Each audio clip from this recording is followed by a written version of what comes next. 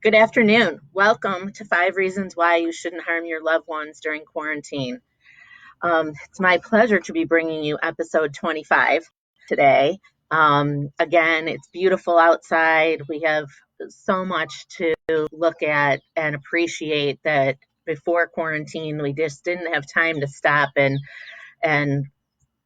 really focus on some of the miracles of nature. I just noticed there were like 3 different bird nests in the gutters around my house, which is probably not a good thing, but well, one's on a windowsill.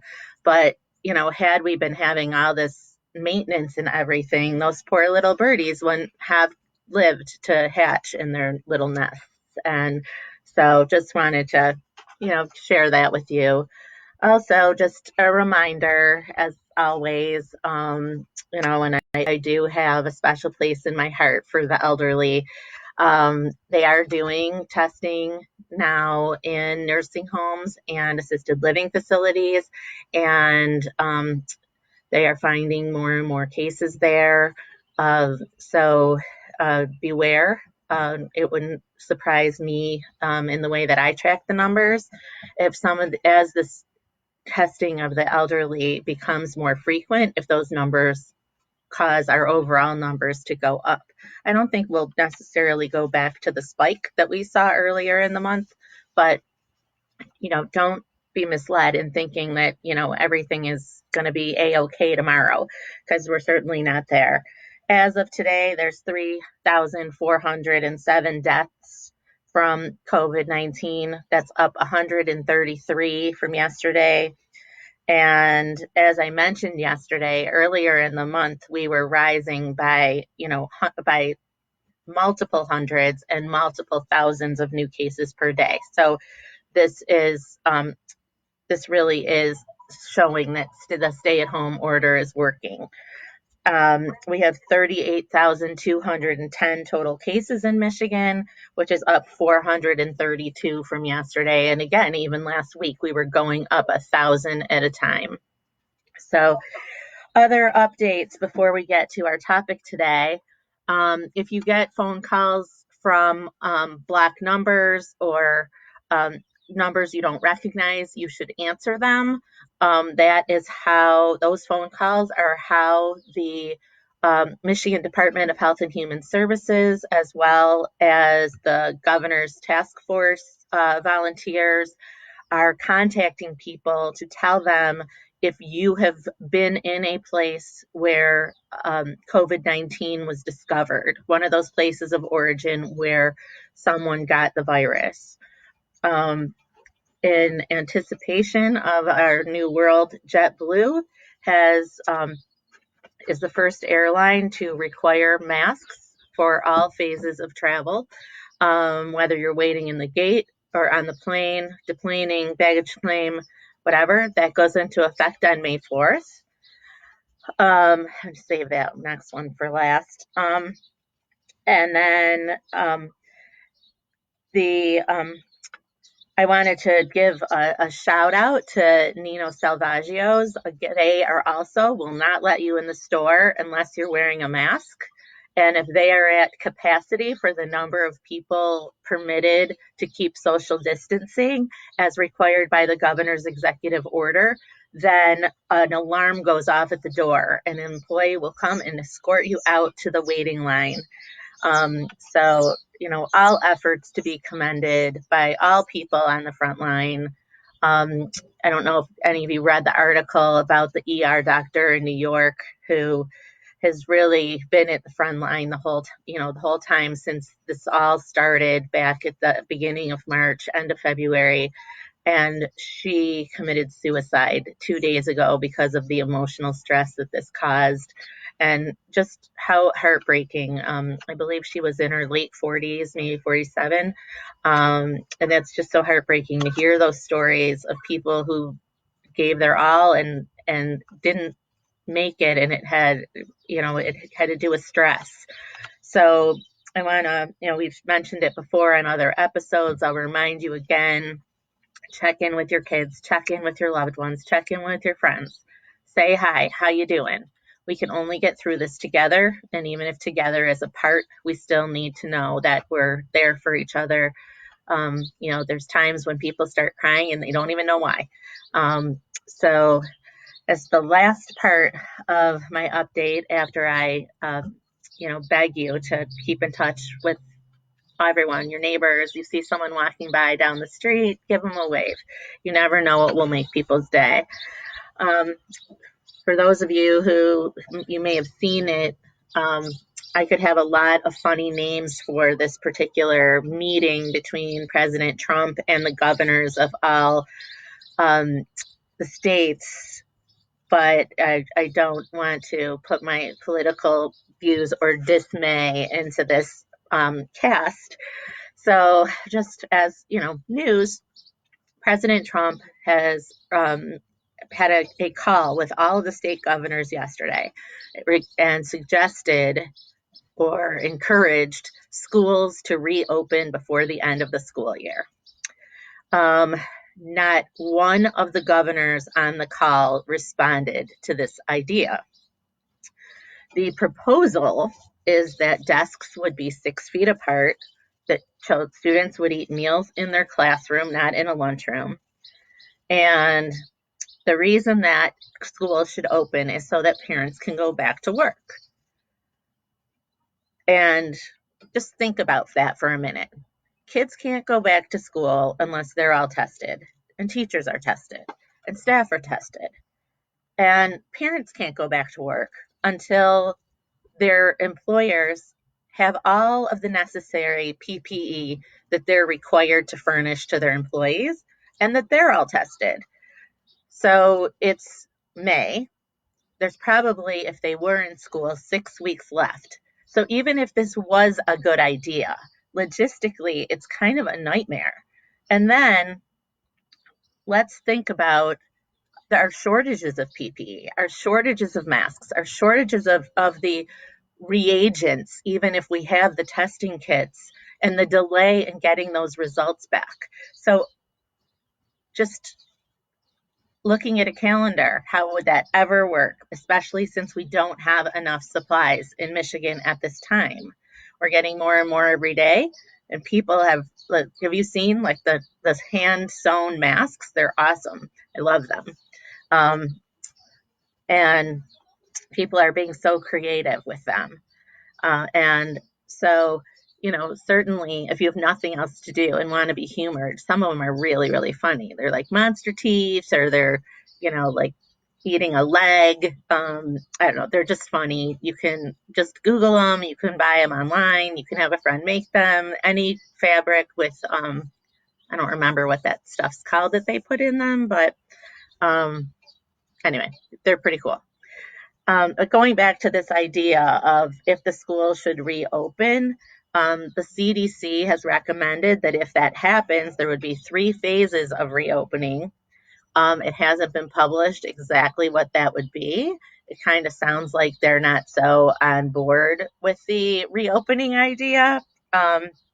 But one thing that they did say is if they did reopen and there was one case found, then there would be isolation for that student, and the school would close automatically for at least 24 hours and probably more like 48 to disinfect and sterilize and clean the school.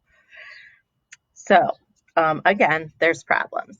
And then, kind of my favorite problem that it seems to be overlooked everywhere is how do you tell kindergartners that you need to stay 6 feet apart from your friend?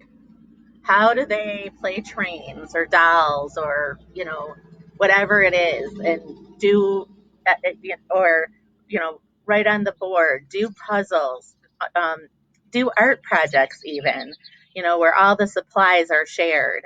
How do they, you're not going to have so think about little kids and those problems of putting them back in a classroom right now. And then teenagers, as we've talked about in other episodes, are, completely all about themselves. And do you really think that if they are, have a relationship or a hookup or, they want to make a TikTok video that they're going to stay 6 feet apart. They borrow each other's pens and pencils. They're doing group projects, which obviously they don't have to do anymore.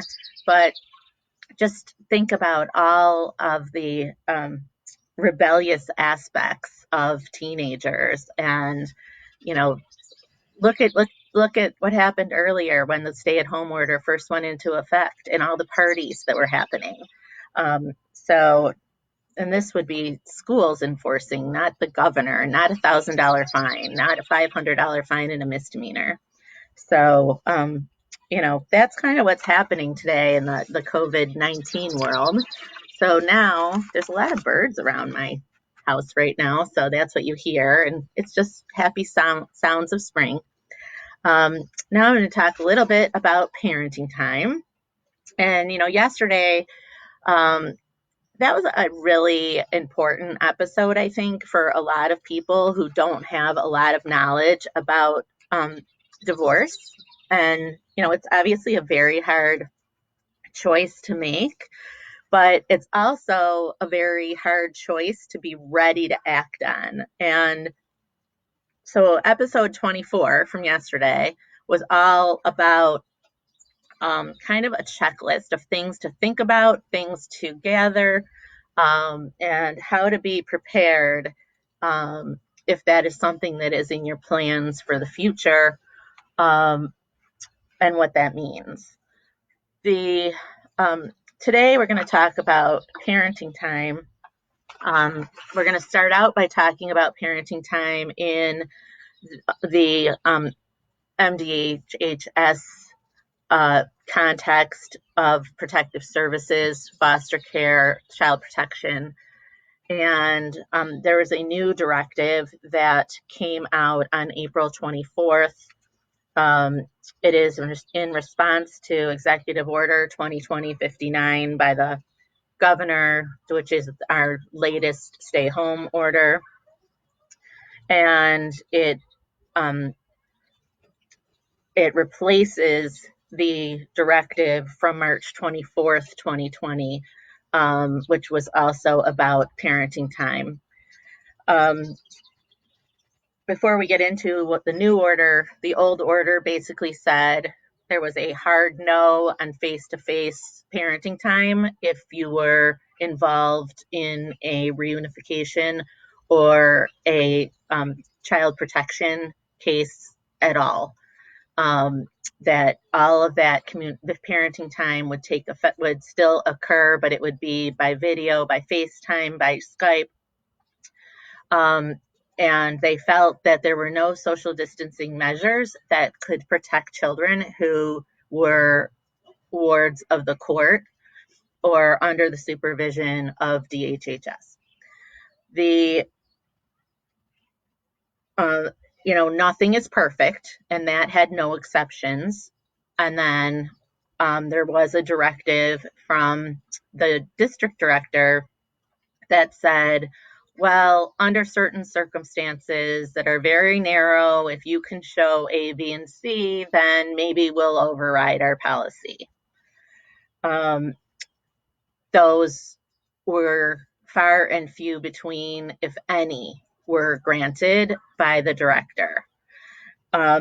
We knew that as of, the middle of April, that the governor's executive powers, which would allow her to issue an executive order, would need to be extended.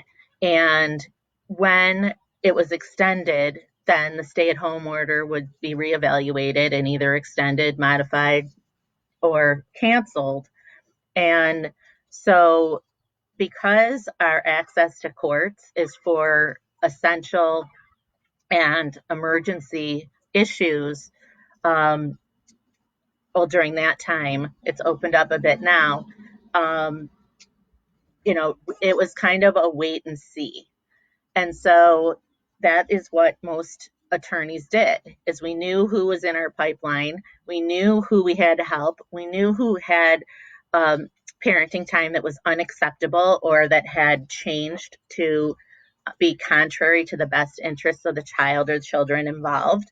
But we had to wait. We had to see if this FaceTime or video was working. And in my experience with most of my cases and talking to my peers who are, do family law, it wasn't working. Kids weren't interested in staying on the video connection long enough for it to really be fruitful.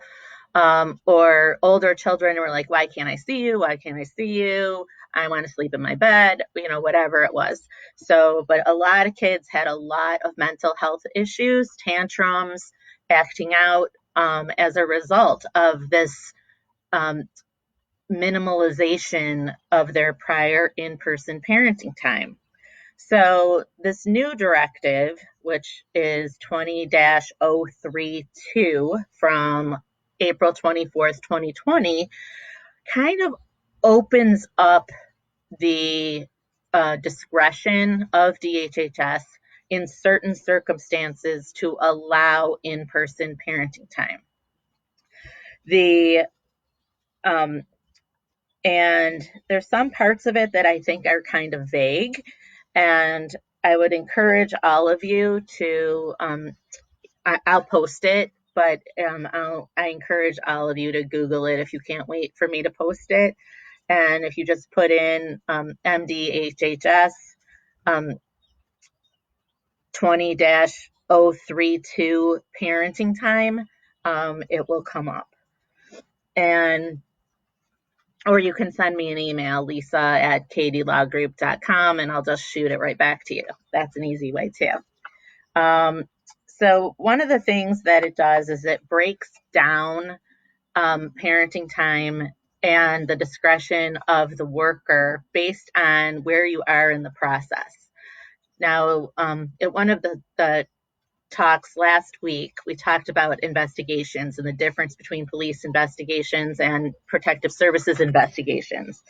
So this policy is broken down into investigations for intake priority 1 complaints.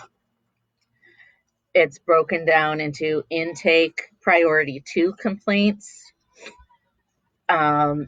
And it talks about how workers must have in-person contact within these situations, and then safety plans put in place, and then parenting time decisions will be made.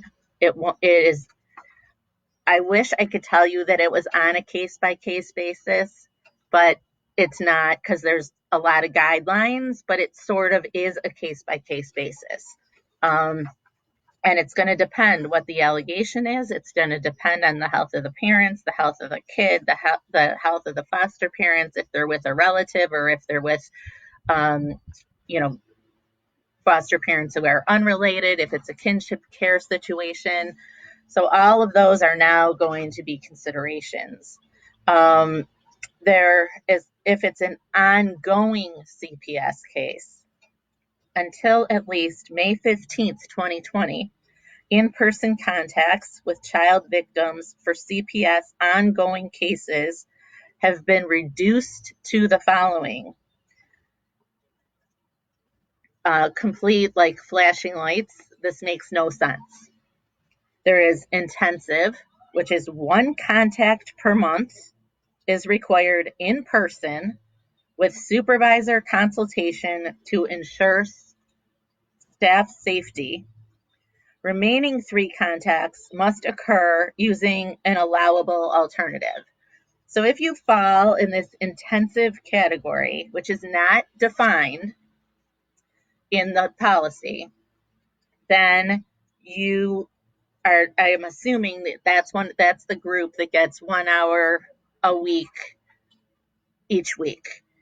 And so one of those 4 is in person and the other 3 are video.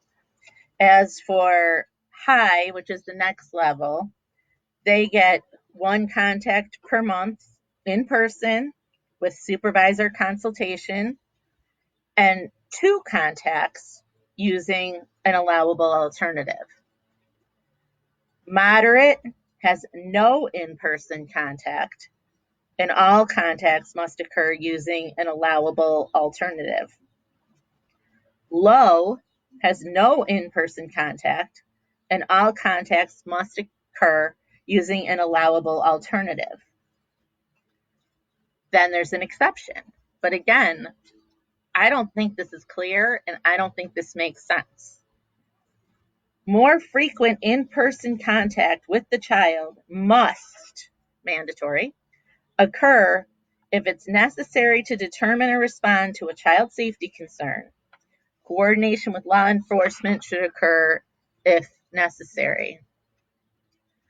So that is part of the new policy. And then it goes into still not defining those categories, but it talks about parenting time, extended physical separation, how it could negatively impact children, in-person visits help maintain healthy brain development, critical attachment, and can prevent or mitigate the trauma or removal. So it goes into why it's, why cutting back or reducing parenting time or limiting it to video isn't a good thing. Yet it continues to say that supervised and unsupervised in-person parenting time may occur, so optional, if such visits are consistent with a court order, a case plan, and all of the following guidelines apply.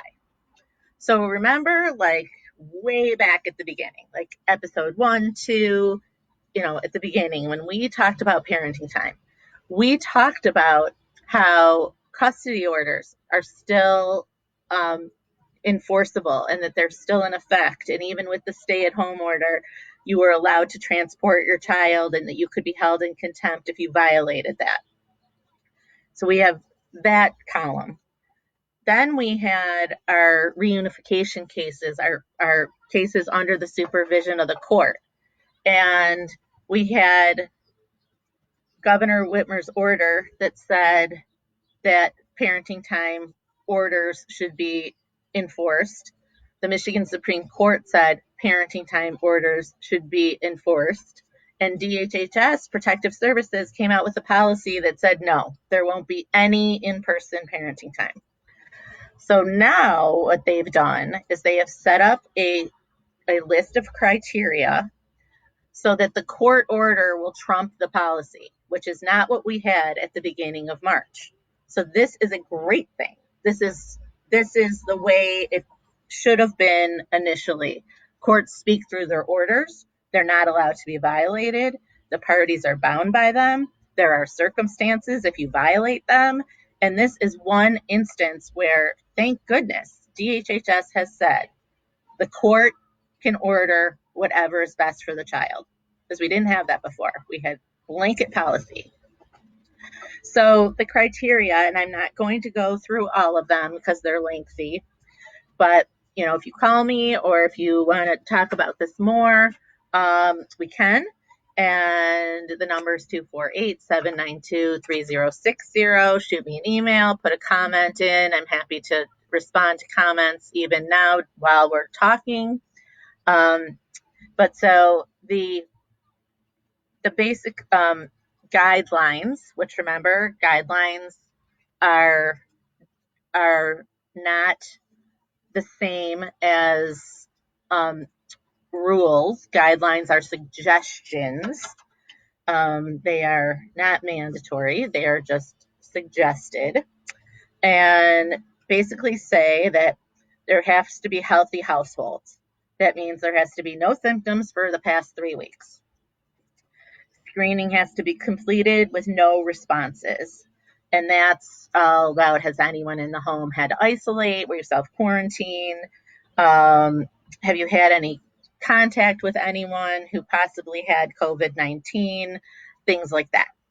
Then there's consultation and agreement, that the parents will have an agreement with Protective Services or whoever the monitoring agency is,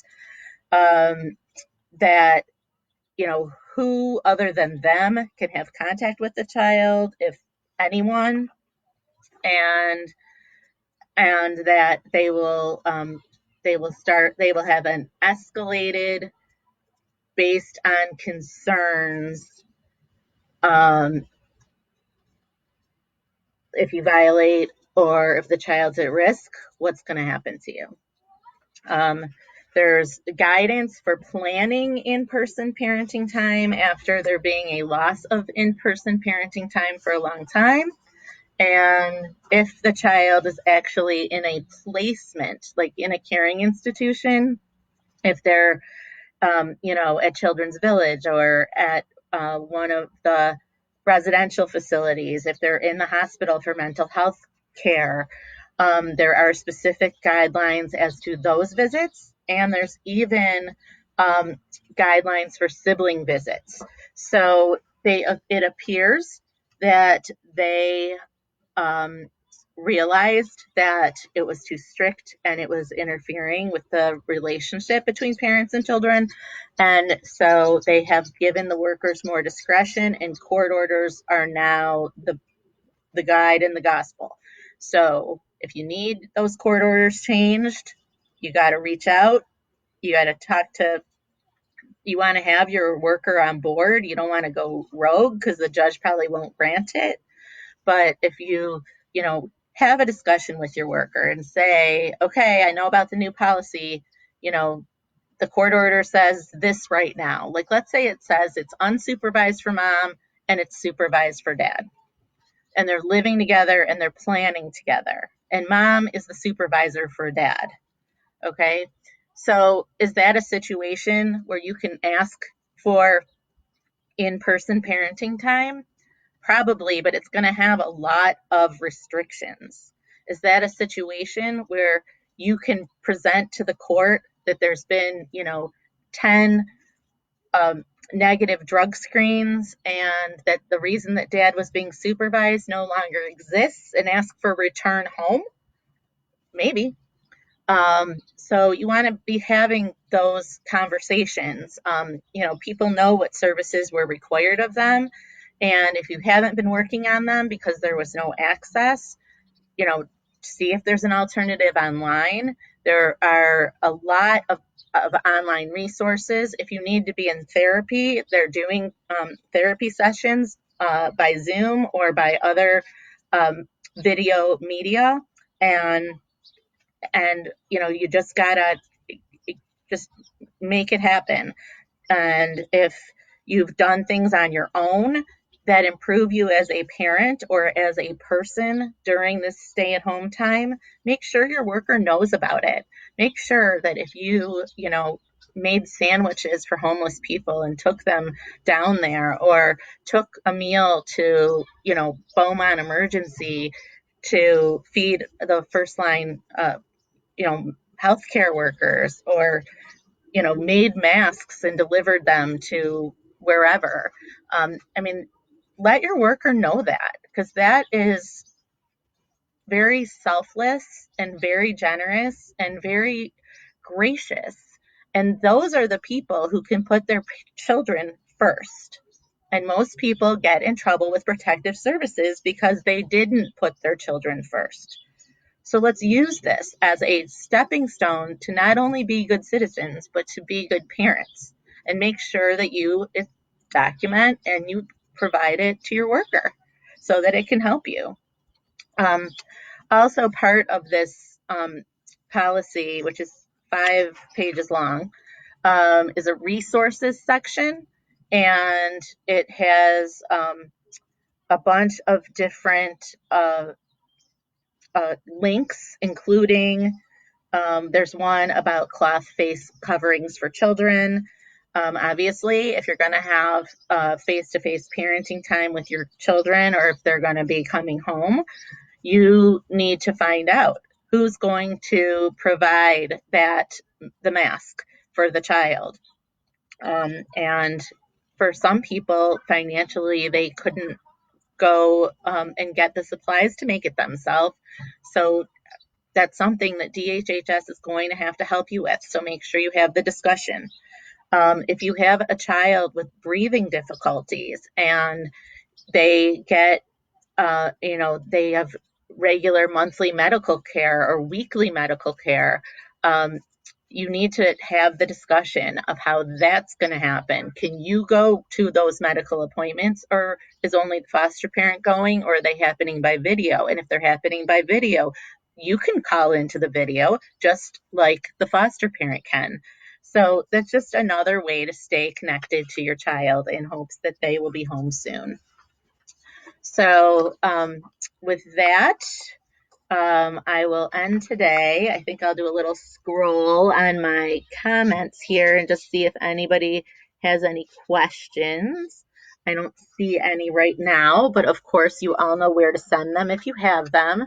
We're going to start to do a couple new things in the coming weeks. We'll still do this every day, but we are going to do a webinar with Zoom, which is super easy to use. And we're going to have a child and adolescent psychologist talk to us all about the impact COVID-19 has had on kids and their relationship with their parents.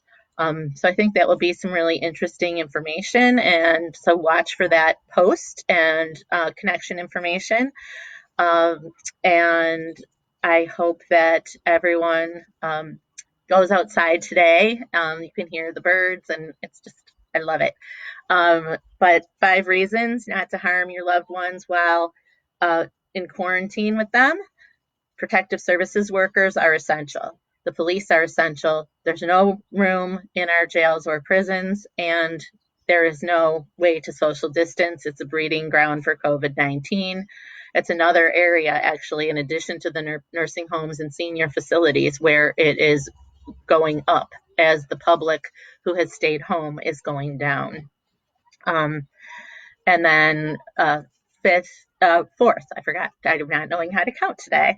Parents can get in trouble for kids being kids, so always be aware of that. And if you don't remember that, that was one of our early episodes, so tune into that. You can replay all of them if you wish. And then fifth, very few people look good in horizontal orange stripes.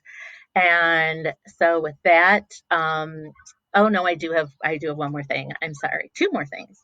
First of all, if you are interested in being part of a focus group mock jury for a trial that we have upcoming, please leave a note on our page or send a message through Messenger so we can compile that list. It'll basically be about a 2 to 3 hour commitment. It'll be by video, and of course all of you are welcome, and we would love your input. We actually need to do them on 3 different cases right now, so we need about 30 people. You can be in all of them if you want to, but that's basically what we need to put together. And then secondly, if you have any topics, any questions, anything that you would like us either to do a webinar about or to do one of these just live little talks about, we're here to provide you information. Information helps people sleep at night. That's what I tell people every single day. So whatever your question is, whatever area of law it is, if we don't know, we'll refer you to somewhere, even if it doesn't have to do with law.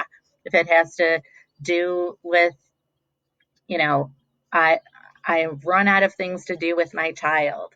We have scrolled back on our website. We have virtual field trips to over 175 places in the world.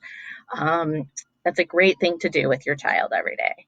But remember, they're little people. They're confused. Just because we're scared, they don't have to be scared, but they are anyway. It's just a different scared. So hug them, love them, remember everyone else in your life. I feel like a broken record right now. And I look forward to seeing everyone tomorrow. Have a wonderful, wonderful day. Be safe, be healthy, stay home. Bye. Hi, Nana.